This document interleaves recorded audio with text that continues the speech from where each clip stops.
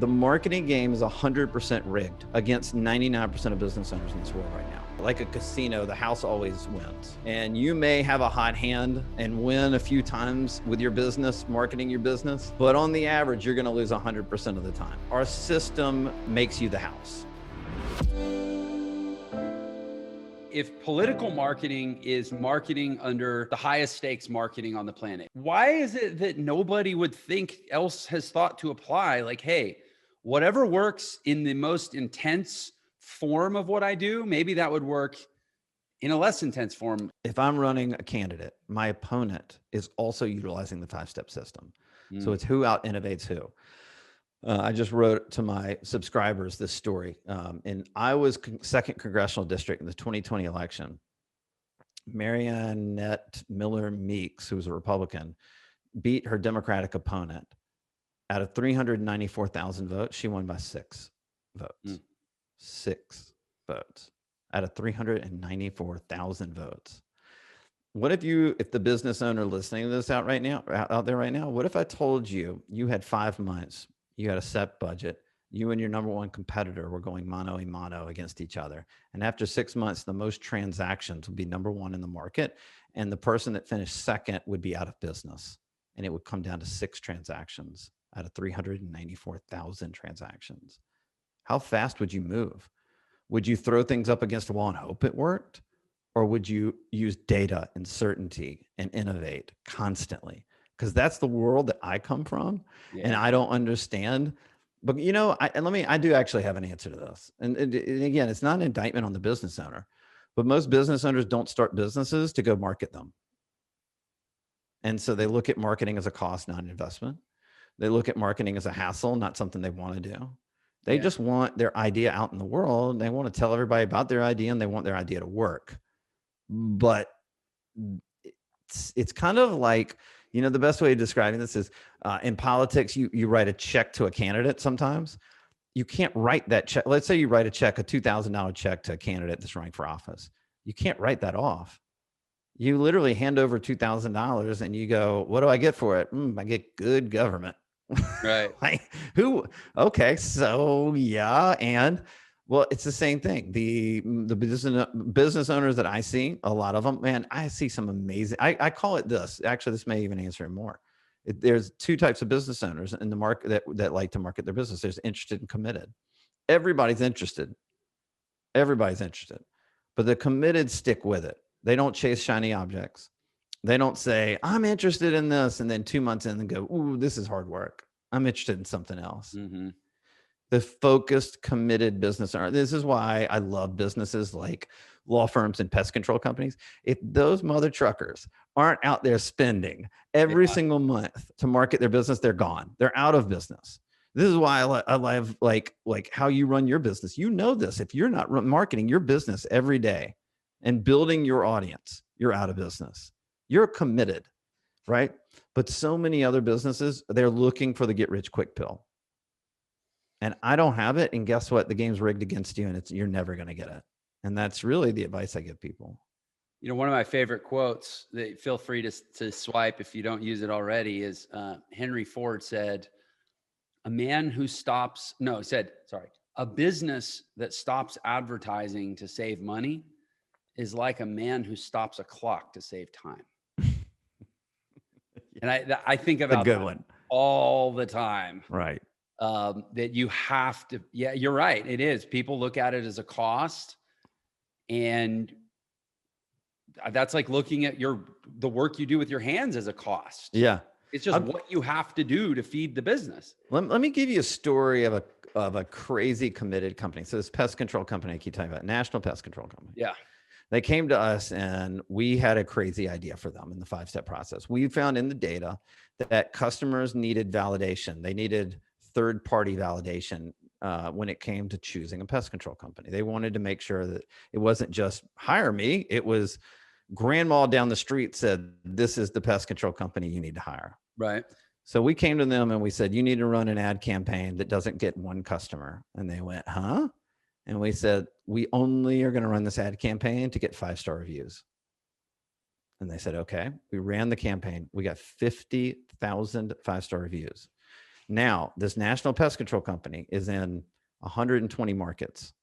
When a customer goes online and Googles pest control company in Topeka, Kansas, and 3 pop up or 10 pop up, but ours is going to be in the top 3. They're only going to look at 2 or 3, that customer. And one of them is going to go and it's going to have 3 5-star reviews, 2 1-star reviews. And then ours, 50,000 5-star reviews. Which one is that customer going to choose? Yeah, of course. Right. But they were so innovative that they knew that their first conversion was not the customer. It was the 5-star review. And now they're going to use that campaign for 10, 15 years. They don't have to change for 10 or 15 years. They have dominated. This is one of the reasons why I tell you they've had the biggest months in the history of their company. It takes a lot of balls for a business to say, we're going to spend that much money to get 5-star reviews before we get customers. Yeah. Well, it just depends what game you're playing. That's right. If you're playing the long game, you do things like that as a matter of course. And if you're not, then you live in fear all the time. Fear all the time is a problem with a lot of us in this world.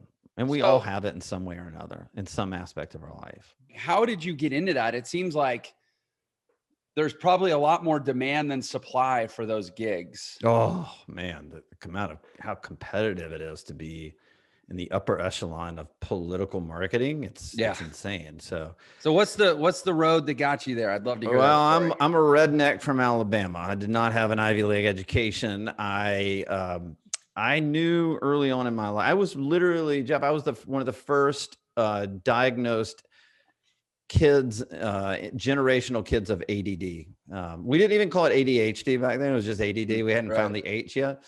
This was back in the 80s. And they put me on Ritalin. You were told back then that you were special needs.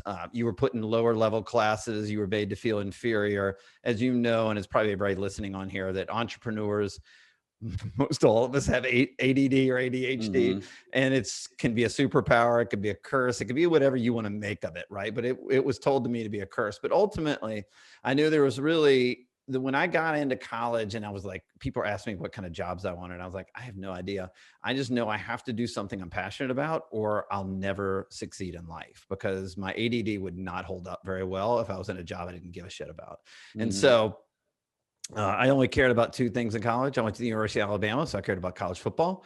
And then I got into politics, not in the nerdy way. Wasn't in the young politics clubs or anything like that. I just read, I studied, and I loved the political campaign world. I was fascinated by it.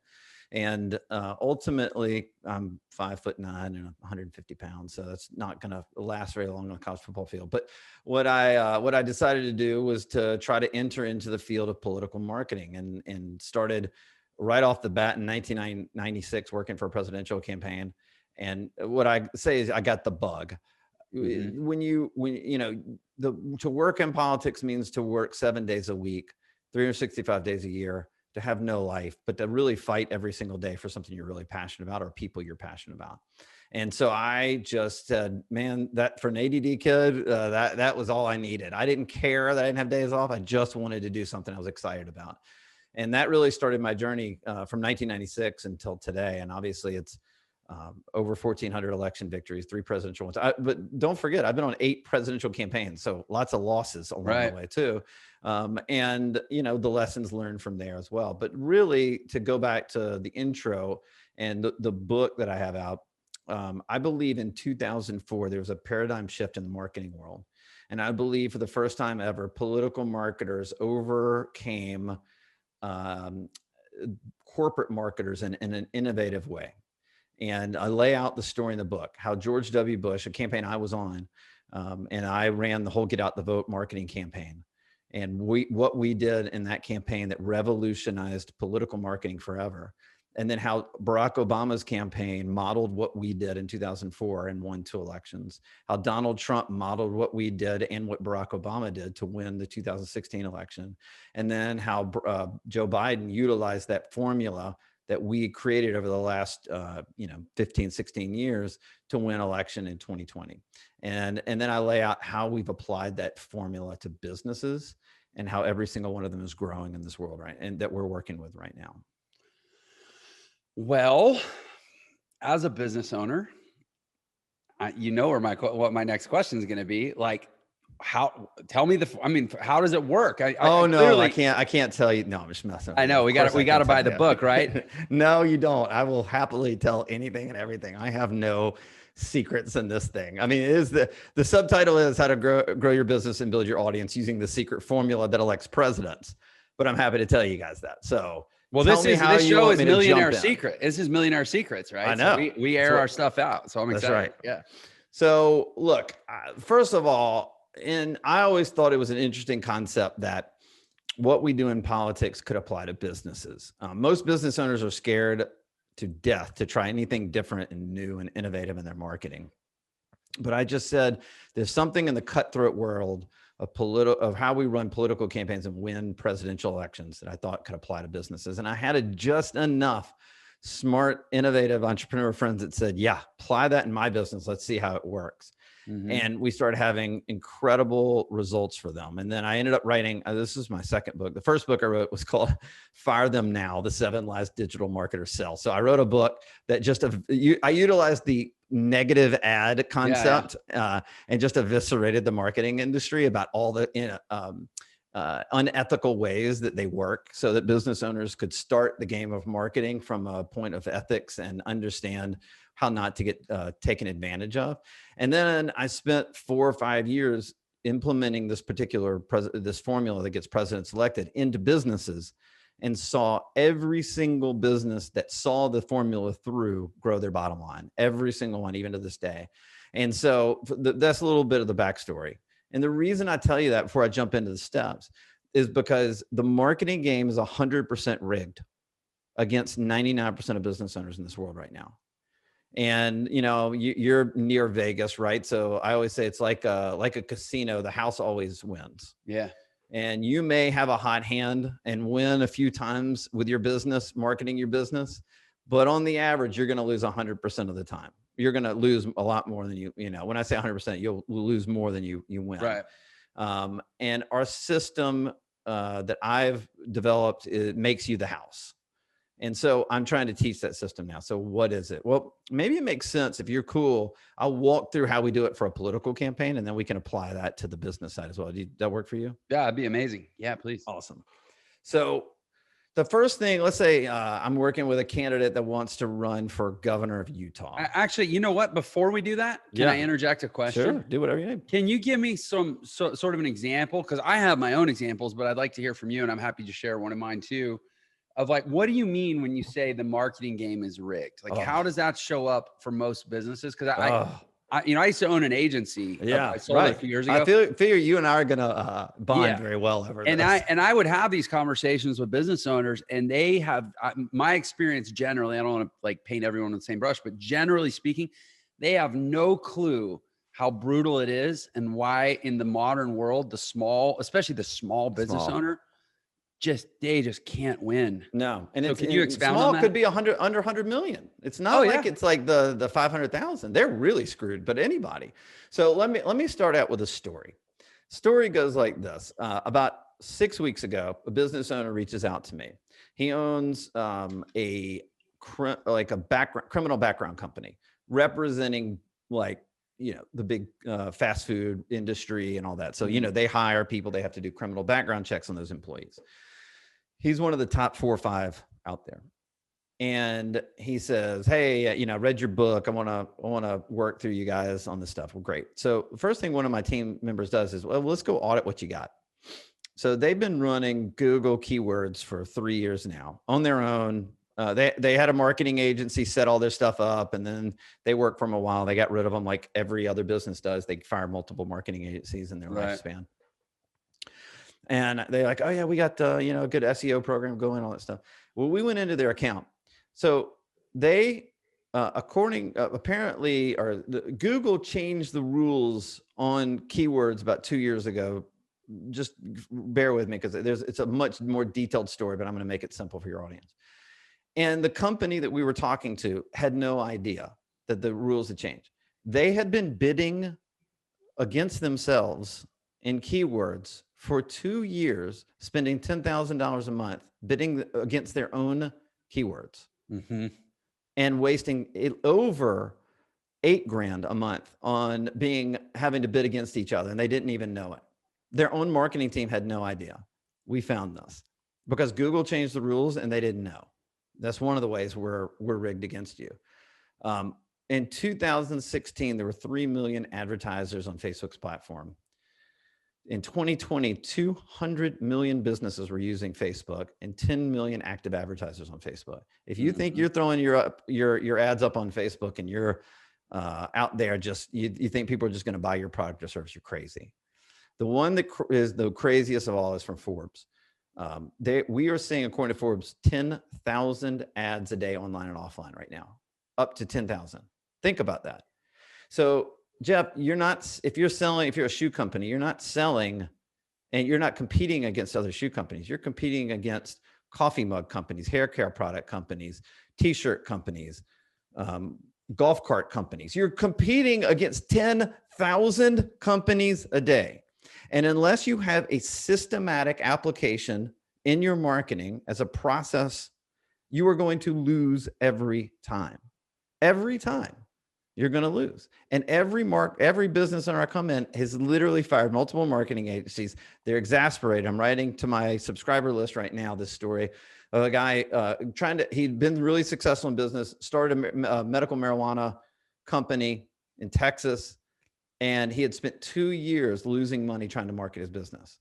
Because what was he doing? And you're going to laugh at this. He said, man, the marketing agency told me to run a bunch of Facebook ads. I did, nothing came. Marketing agency told me to run a bunch of Instagram ads. I did, nothing came. And I go, well, why would you run this? What if your customers aren't buying any products and services on Facebook? Because we're finding that in the data right now. And I'll tell you all about how that works.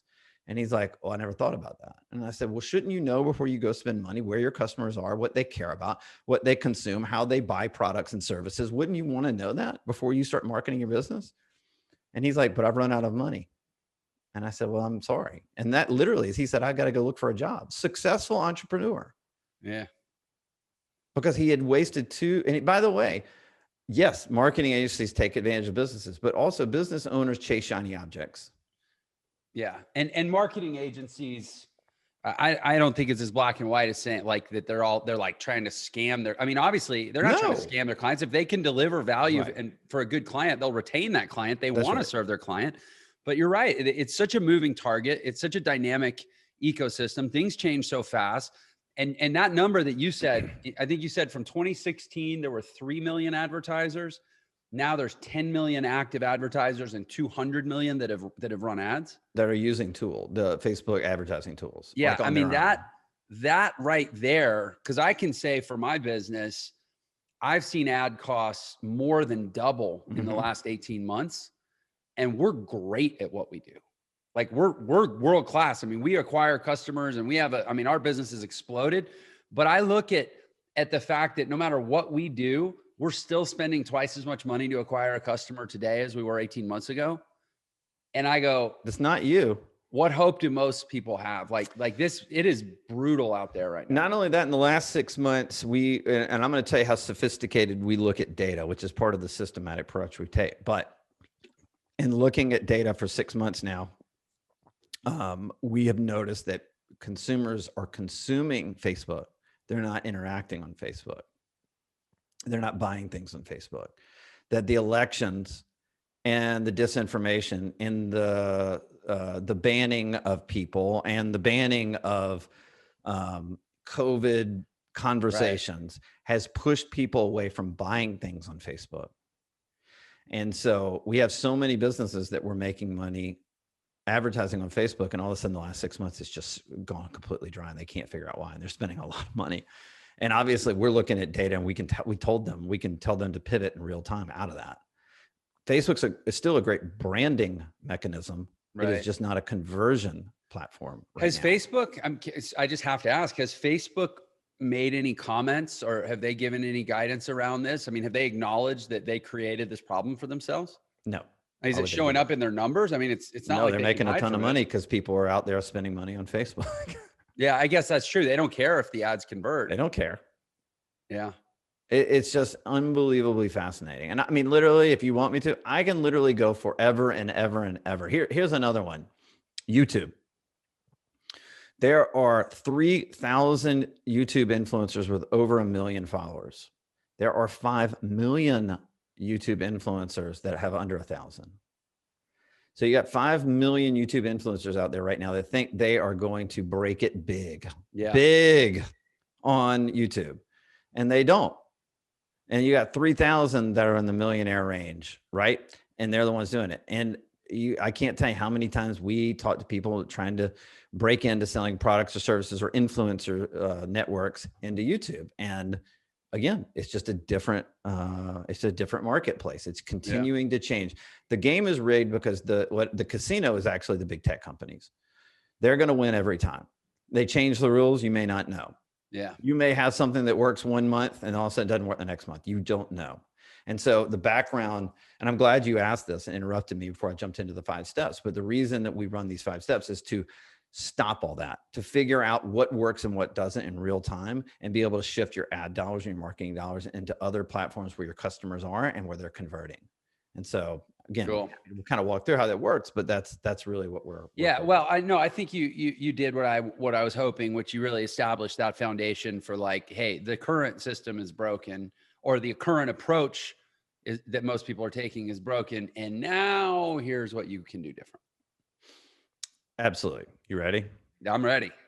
All right. Edge of my seat.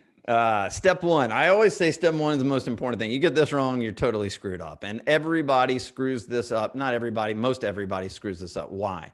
Because they hear from a marketing agency, or they just see it themselves. There's something hot out there. There's TikTok. Woo, we got to be on TikTok.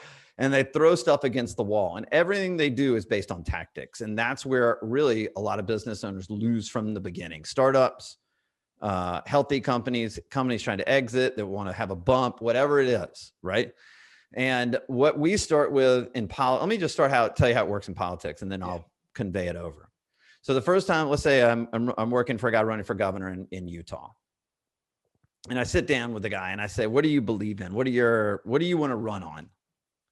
And inevitably the egotistical politician will tell me like 25 issues, right?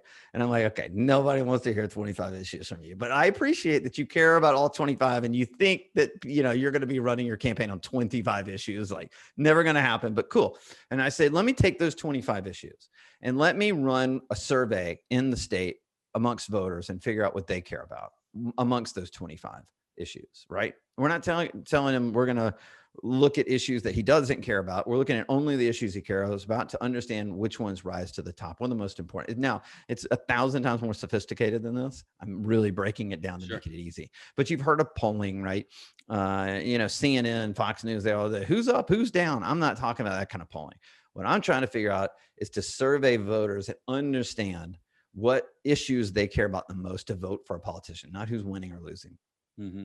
Inevitably, we find 2, maybe 3 issues that rise to such a level that voter would cross party lines, or would vote for an unknown candidate they never heard of if they knew they cared about that particular issue. If you knew that to win the election, you only had to run on 2 issues, and that would win you the election, why would you ever talk about the other 23? Right. And so I went out and found the largest data collection, analytics, and AI company in America, built a partnership with them. We do this both in politics and in the corporate side. And we actually, on the corporate side, we can overlay a customer base online, or build a modeled lookalike audience, or put a website pixel to track website visitors. And then we can track their movements online. IP address, we can grab their IP address, track their movements online. In the database that I work with, we have 200 million plus American consumers, 550 million connected devices. We're tracking 10 billion online decisions every day and 1 trillion searches. And we do this both in politics, this database, we work with it both politics and on the corporate side. And so I'm able to overlay a customer base, and then I can tell you the social media platforms they're on in a chronological order. Think about that. If you knew your customers and where they went in a chronological order of social media platforms, I can tell you if they interact on social media, which social platforms they interact with on social media. I can tell you their top 3 values in life. What if I told you I could tell you your customers' top 3 values in life? Because I can. And I can tell you the specific TV shows, streaming shows that they watch in a chronological order. I can tell you what they read, like the specific publications they read. I can tell you what apps they're on. Why wouldn't you want to know that before you go spend a bunch of marketing dollars? Right. So we break that down. We've done this for Fortune 200 companies. And then I got an exclusive licensing agreement to allow to be able to price it in a way that small businesses could afford it. I've done it with Mark Cuban. I've done it with a ton of influencers and entrepreneur influencers around the country. And I'm telling you, it blows your mind what you see. But we do it for a lot of e-commerce companies, B2B companies. What if you knew everything about your clients and you could train your sales teams in a way that resonated and connected with those customers even better? That's our whole mission, right? Yeah. We lack such empathy in everything we do today. We don't have any idea what other people feel and think. And so my thing is, before you go out and run a bunch of ads, understand your customer first. Just like in politics, I need to understand the voter. I'm obsessed with the voter in politics, more so than I am the politician. Because if I can get in the voter's head, then I can win an election. So that's step 1. Step 2, now that you know what your customers want, you need to find alignment between your vision as the business owner or the politician and the voter or the customer. So you got to build a strategic plan. Again, the mistake that almost every business owner I see makes is they just run a bunch of tactical marketing ideas against the wall. Nothing works. They get frustrated. They fire a marketing agency. You're right, trying to do the right things, but maybe they don't understand what they're doing. You have to develop a strategic plan. And that is an alignment between the vision of the business owner and the customer or politician and voter. What do I mean by that? What if I told you, Jeff, that you have this founder story that's amazing. Like I have a founder story that I brag about all the time, right? And if I were to look at the people that subscribe to my stuff or my clients or all that stuff, and I found out that only about 30% of my founder story resonated with my clients, why would I hold on to the other 70%? Why wouldn't I find alignment with them? That's the whole point. And you got to develop a plan that looks at that. What are your segments? What do women think? What do men think? What's your media buy? What's your budget? What's your timeline? When do you expect to reach your goals? All those things. You have to develop a plan, just like a business plan. So many business owners, they build business plans, but they don't build marketing plans. Crazy to me. Okay. Step 3 is the brand. So many business owners or marketers start and say, we got a brand first. Let's come up with some great branding. Why would you brand your company around something that your customers don't care about? Shouldn't you know what your customers care about first? Or in the case of politics, the voter, and then brand your website, your videos, everything around that. So before I tell people to go spend a bunch of ads, money on ads, I go, let's get the brand right, because I don't want to send somebody to your brand and then be turned off. And I tell kind of a funny story in the book about a pest control company that they said I relented and didn't follow the 5 steps because they said they didn't have a ton of money. And I liked the owners. And I said, okay. And we did all the work. And then we started running ads and we sent 300 leads to their business. They converted 2. Why? Well, on their website, when we checked out their website, it was 2 300-pound dudes leaning against the car saying, hire us and we'll be your pest control. How many people are going to look at that website and say, I trust those people. I want to bring them into my home and spray my house? Doesn't work. So you got to understand what's going to move the customer when they come to your brand and focus only on that. So can I, for the benefit of the audience, can I have you give kind of a brief statement, your perspective of what do we mean by the brand? I know, like, my experience, most people think like the logo and the tagline or something. No, I'm talking, I'm always, thank you for clarifying that. I'm always talking about the message. Always talking about the message. Look, we can always get creative with the logo and the tags and all that stuff, but rarely does that move anything, right? Oh, I need red because my marketing agency says power red. And I'm like, no, it really doesn't matter that much. It matters some. You need to look professional. But my thing is, what do your videos say? By the way, another stat, sorry, I just pulled this one up, so I thought it was pretty interesting. Let me read this. 80% of consumers say a video has increased dwell time on their website. Or excuse me, 80% of business owners have said, this is from Wisehall, has increased dwell time on their website. 88% of marketers report that video gives them a positive ROI. And according to HubSpot, 95% of people have watched an explainer video to learn more about a product or service before they bought it. 95%. You don't have video on your website? You don't, I'm not talking to you, Jeff. I'm talking to the audience. Yeah. You don't have a video on your website?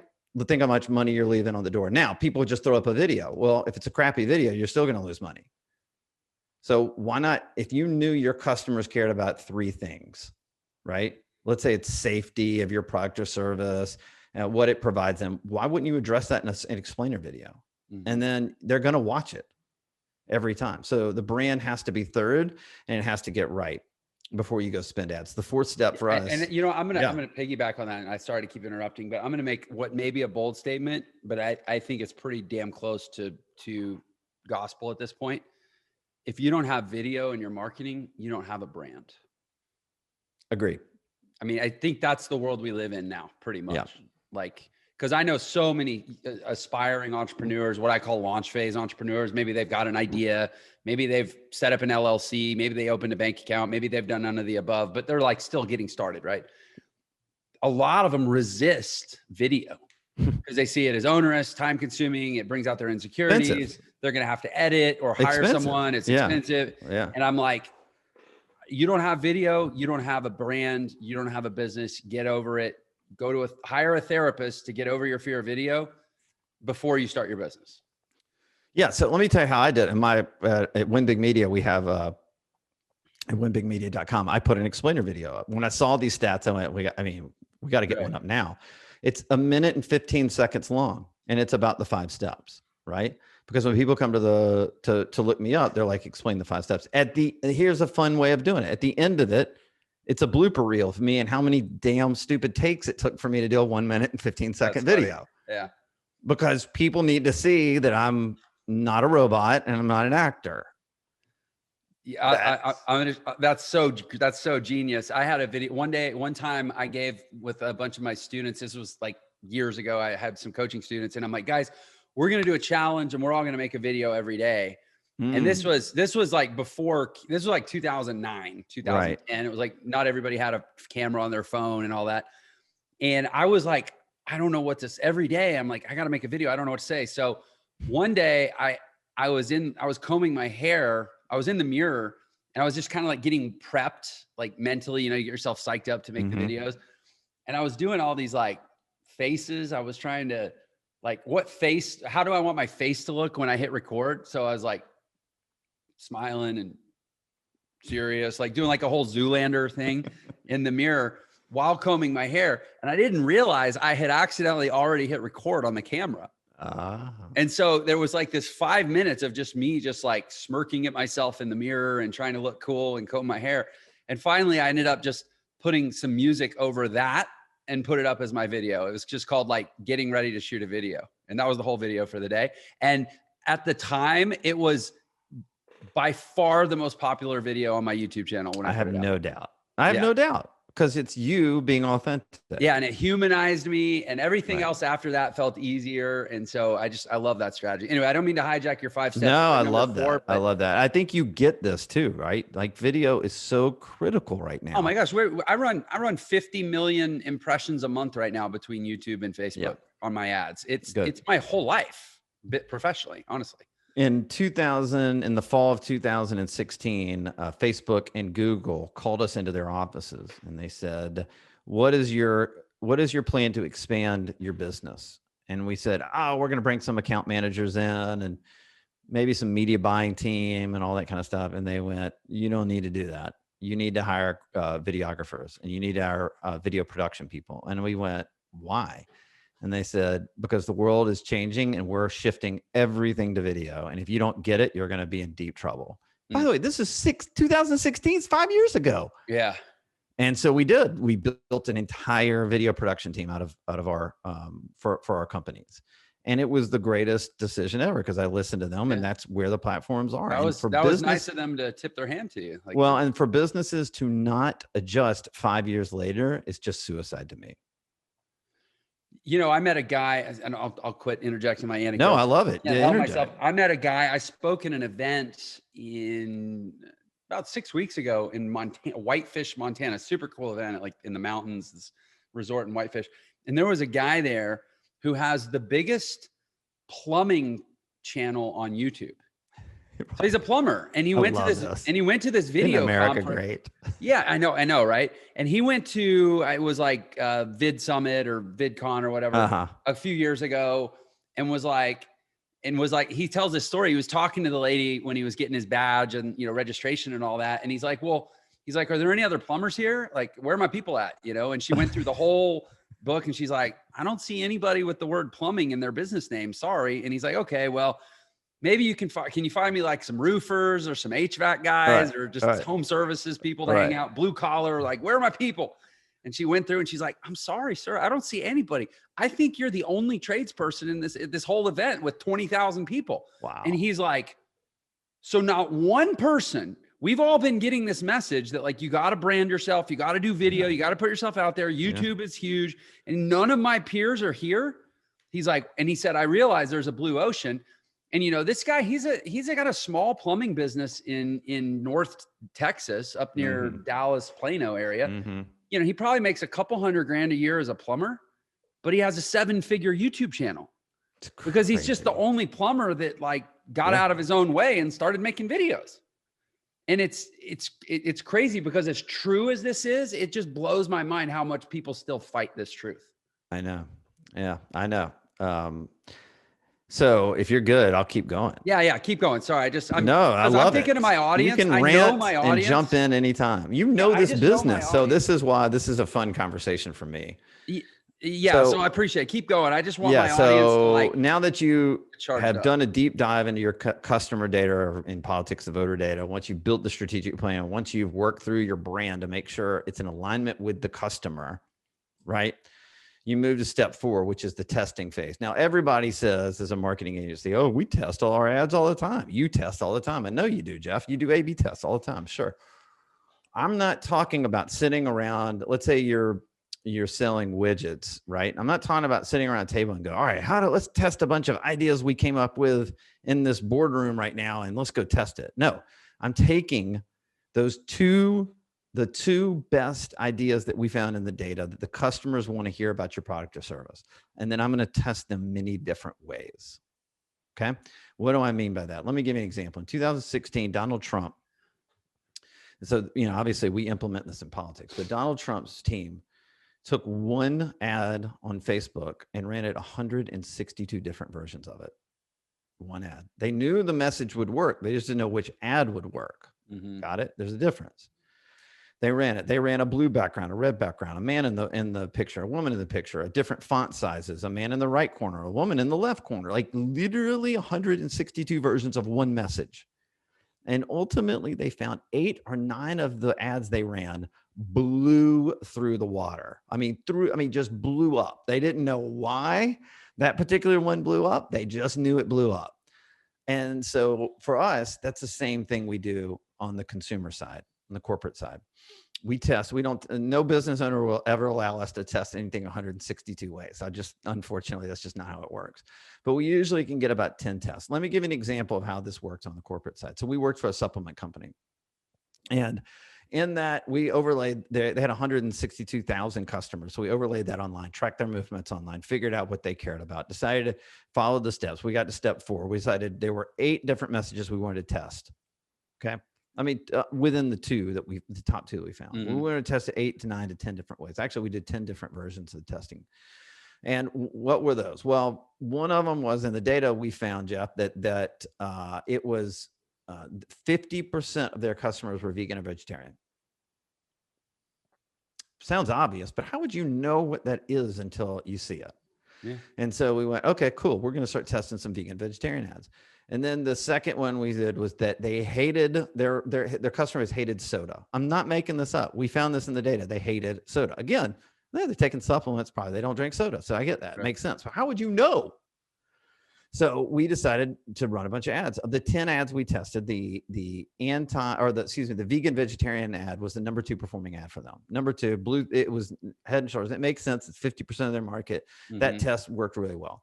The number 1 ad, and this is something I write about in both of my books, of how to use comparative advertising, like we do in politics with a negative ad. I call it comparatizing, but we decided to do a comparatizing ad. So we did an anti-soda ad test because we found it in the data, and it rose to the top. It was the number 1 performing ad that the company ever ran. And compared to the vegan vegetarian ad, it had a 2x click-through rate higher than the number 2 performing ad, not the other 8 that we tested, and had a 20% higher conversion rate. And why is that? Because we found in the data that 50% of their marketplace was vegan and vegetarian. And so we ran a bunch of vegan and vegetarian ads. And then we found out that they hated soda. I didn't just sit around the table and make that up. I saw what the customer wanted and I delivered to them. Now, when you're talking about sort of that I call it comparatizing, but it's just comparative advertising.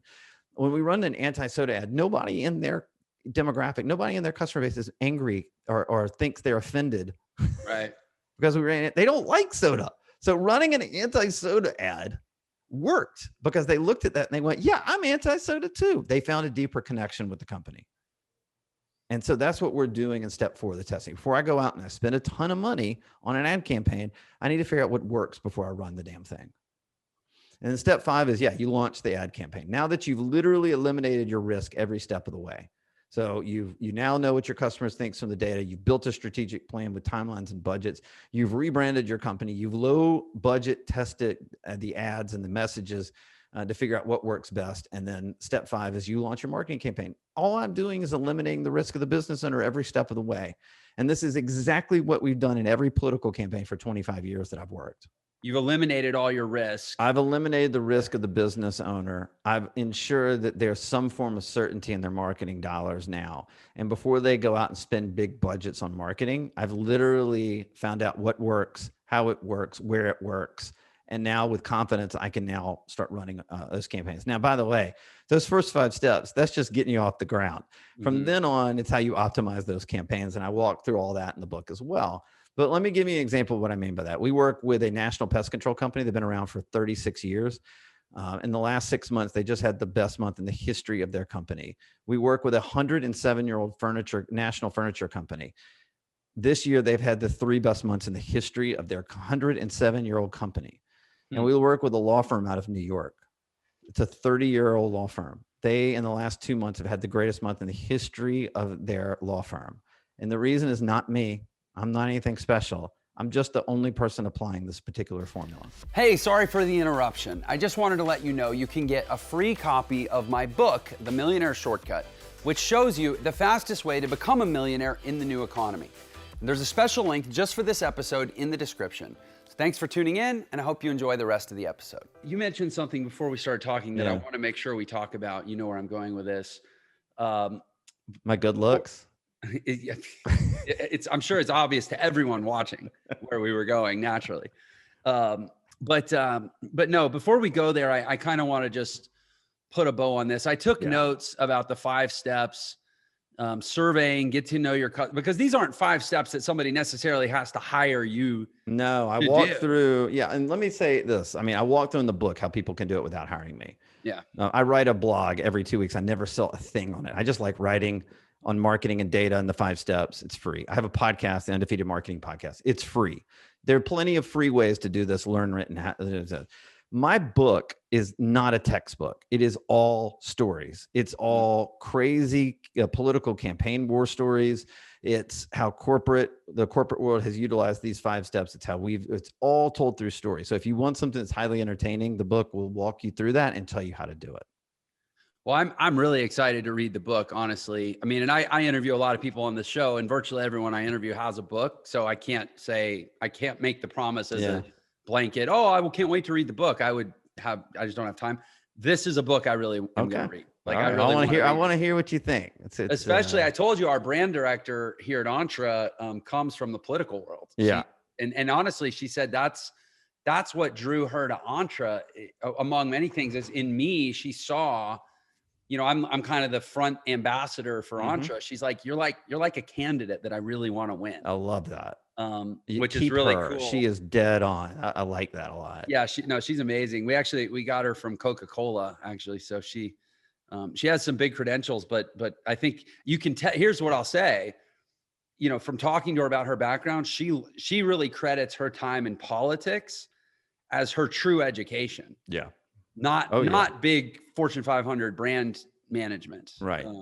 It sounds like there's, so okay, before we go into the one thing, is there any, like, and you're probably like so sick of this story, it's like, oh, here we go again, the cocktail party question, but like, give me a good juicy story. Feel free to change names to protect the innocent. Like, what's like some of the nastiest, craziest stuff you've come across in political marketing?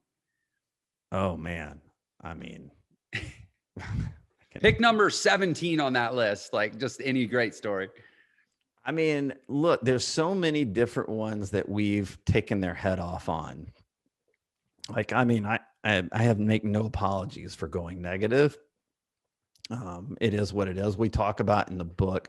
I walked through a bunch of these stories in the book, by the way. Okay. One of them, I will tell you, I'm not holding back. I'm just saying, like, if you want to read more, right. go pick up the book. One of the stories that we did was, and I tell this in the book, but in 2018, we were working on the Florida governor's race. We were working for, by the way, elections have consequences because I live in the state of Florida. And what would this state be like during COVID had we not had Ron DeSantis, who basically did not put us in lockdown? We haven't had to wear masks since the fall of 2020. And I'm not denying COVID. I'm not like one of those people. I'm just saying we have freedom to make choices here, right? But in 2018, we were helping him win his election. And what we decided to do was target school choice moms. If you know what school choice is, it's an issue that's pretty, it's about vouchers and charter schools. It's a big, big issue in the state of Florida. It helps low income, mostly minority kids get out of failing public schools and give the school their choice.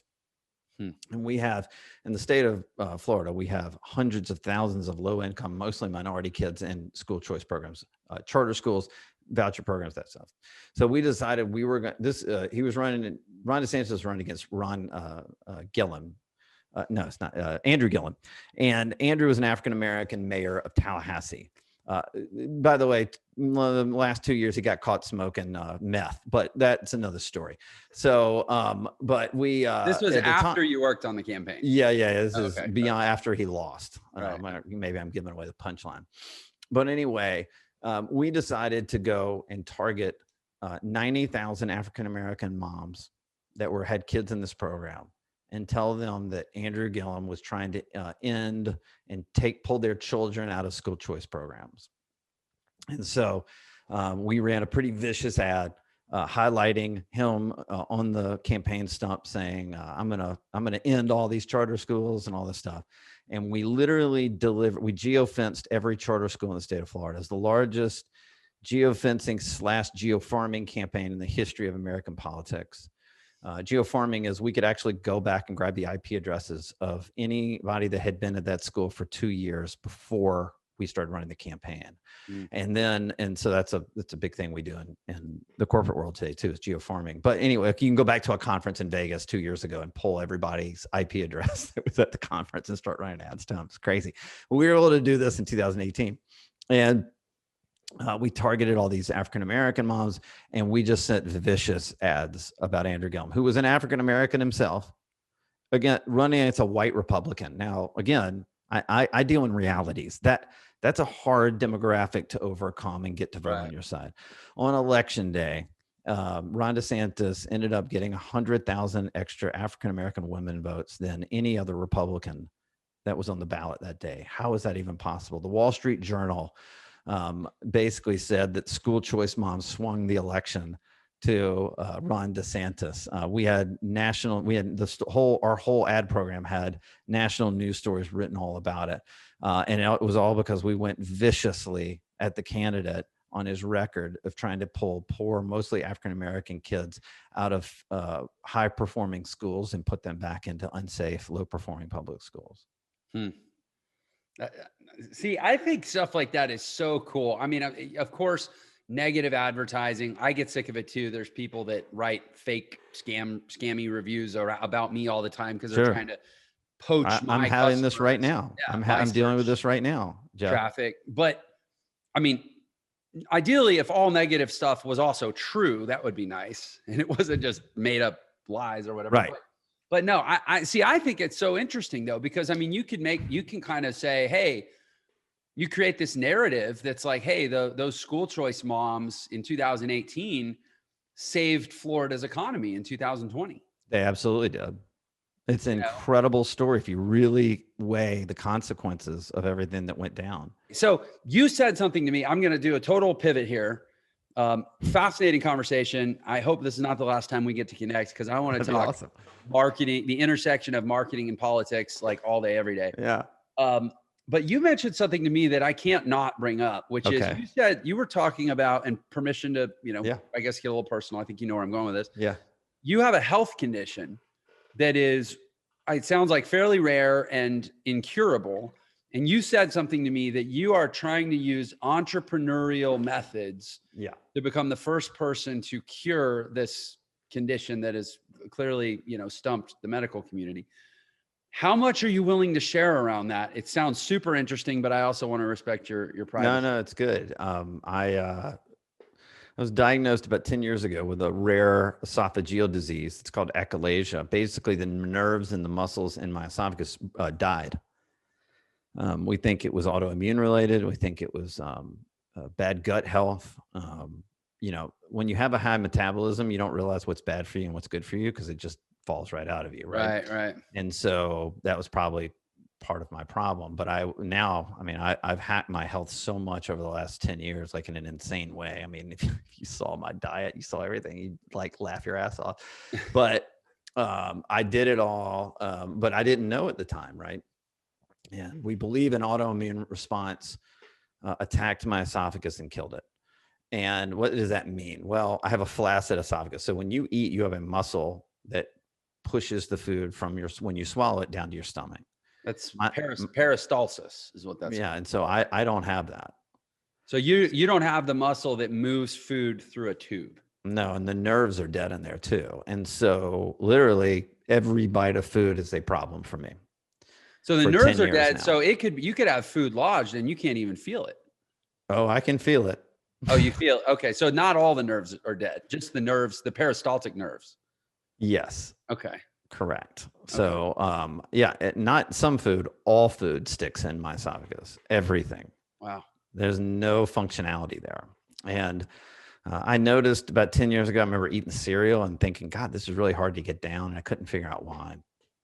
It took me 2 years to get a diagnosis. Went to the Mayo Clinic.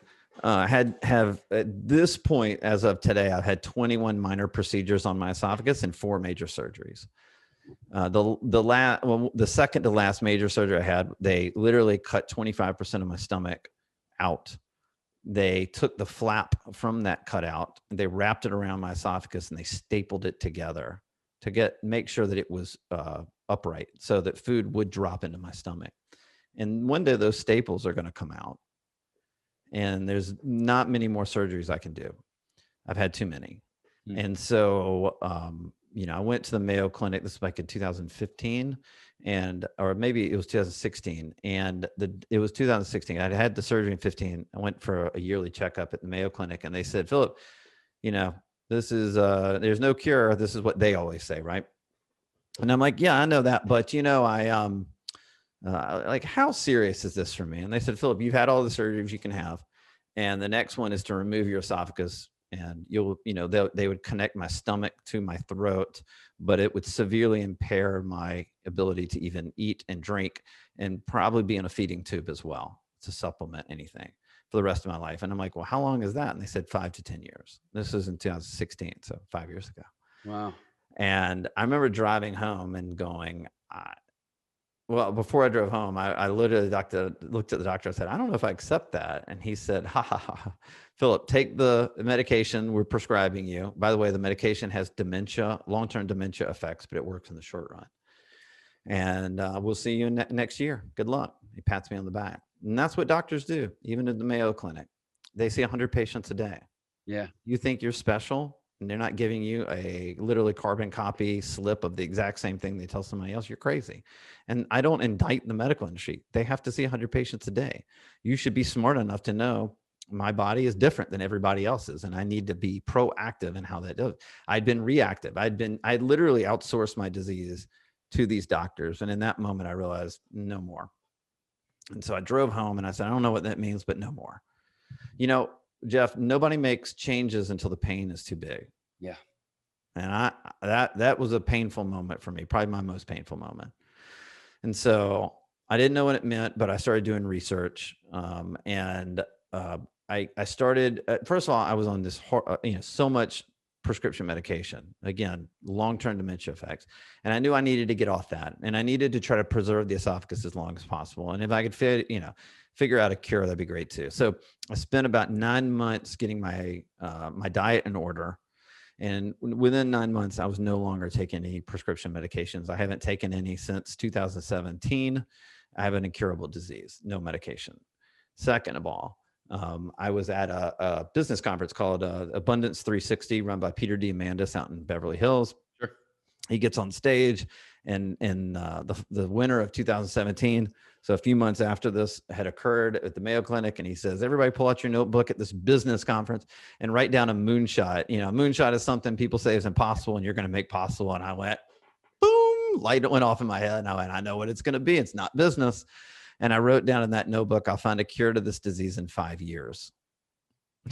Now, the ignorance of an entrepreneur is such a beautiful thing, right? It is beautiful. Who knows? I didn't know what. I just wrote that down, right? And then Diamandis said, take like 2 or 3 actions immediately when you leave this conference so you can get some momentum. So I actually wrote, I'd never talked about it. Nobody knew I had this disease. I'd had it for 6 years. No one knew.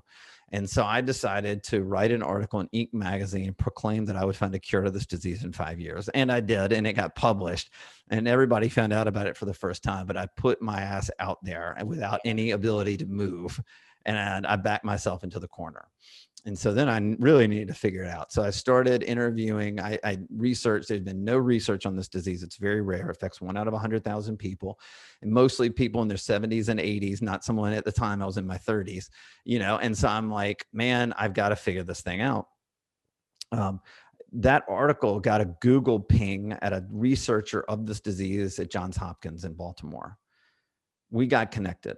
He said, what is this cure you're going to find? And I said, I don't know. I said, but, I did read back in the 90s that they were talking about that stem cells could be a way to regenerate the muscles and the nerves, but there's been no articles since then.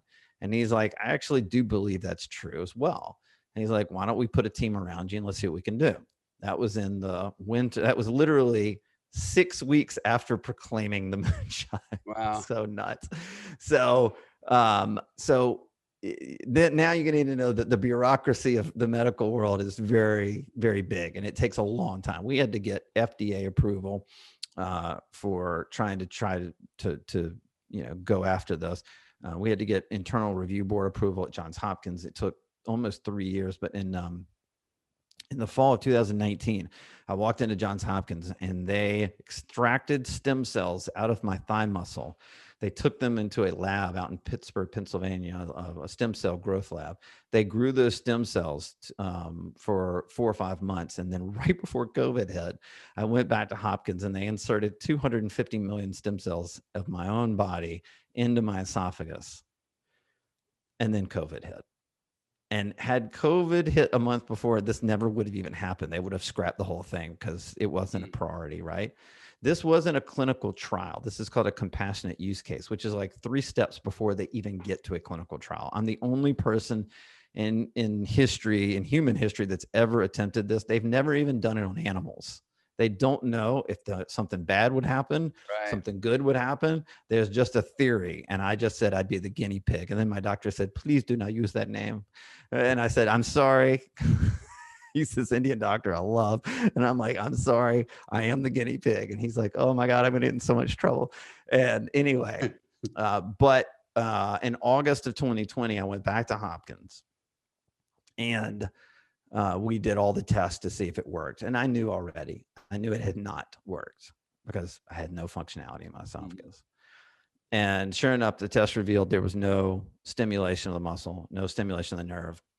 And the doctor looked at me and said, well, what do you want to do? And I said, well, what can we do? And he said, I can do this again, except this time I'm going to insert 600 million stem cells into your esophagus, and I'm going to insert it in different spots.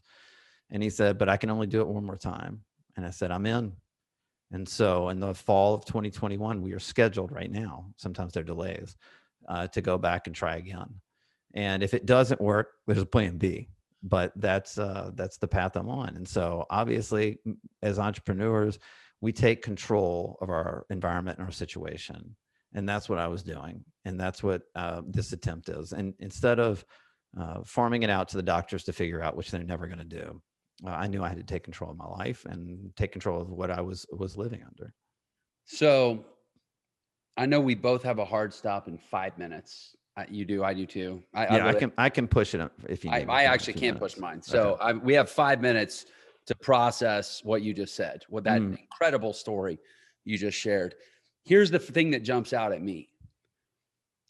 People, I think so often, and I talk about this a lot, underestimate the value, the true hard asset value that is quantifiable, at least often in hindsight, of just some damn enthusiasm.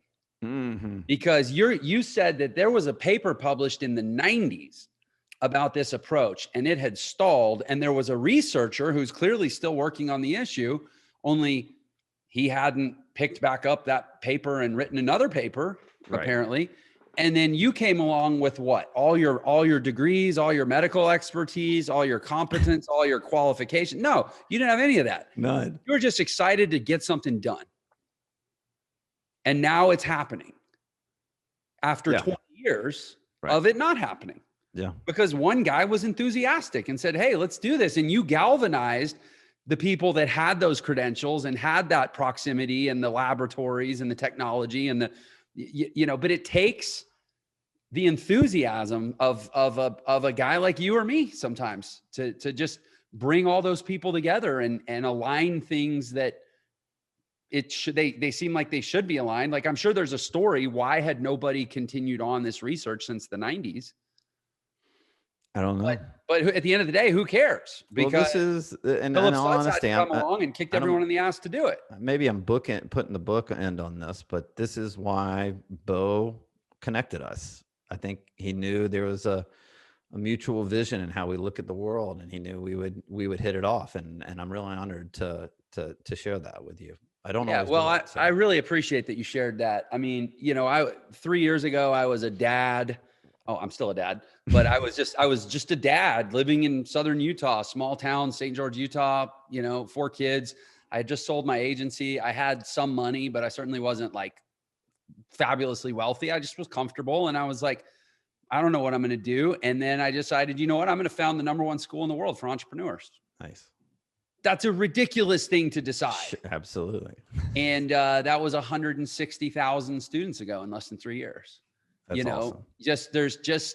I think people just fail to appreciate what a ridiculous level of enthusiasm, confidence, belief in self, and just that you also, I mean, you pegged it very early in this interview.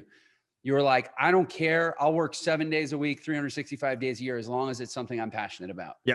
When you couple that, and when you take that and you couple it with finding a cause that really deeply matters to you, I believe that anyone on this earth can change the world. Totally agree, man. And I'm proud to be interviewing somebody that's doing it, man. That's incredible. Thank you. And listen, like you said, if it doesn't work, there's a plan B. I know at this point, I know you well enough to know that if it doesn't work, that doesn't mean Phillip's going to stop. No, I'm looking at 3D printing appendages. I'm dead serious too. I mean, we're probably 10 years away, but it's going to happen. That's awesome, man. I'm inspired. I wish we had more time. We'll have to do it again, Phillip. Thanks. Oh, I'm in. This incredible share. Thanks. Yeah. Wow. Good. We ended on a strong note. I'm excited to get the book. How can people find you? How can people get more from you, find the book, find more of your story? Like what? Yeah. I mean, first of all, I'd just say if people are interested in understanding their customers better, we do have a free data assessment. We'll tell you how to look at your customers and how our data looks at it. It's for free. You can do a call on my team and a consult absolutely free. And that's phillipstutts.com/insights. And then you can find me at phillipstutts.com. I have a podcast called the Undefeated Marketing Podcast, and I write to a pretty large subscriber list on marketing and data and the 5 steps every 2 weeks. I don't sell anything. I like writing. So if you go there, you're not going to, you're just getting updates every 2 weeks from me. And that's at phillipstutts.com. You can sign up there. Man, incredible. I will be signing up. I will be getting your book. I want those bi-weekly insights, man. And I know my brand director is going to want them too, coming from politics as she does. Enjoy the book. If you want to read some fun political stories, it's going to be a good read. It's very entertaining. If you love entrepreneurship, then you'll want to keep watching. So click the next interview right here for some more Millionaire Secrets Gold. Thanks for watching. Listen, feel. People just need to feel something. If you understand what somebody needs to feel, bingo, that's the target. So now your mission is to figure out how to get them to feel that way.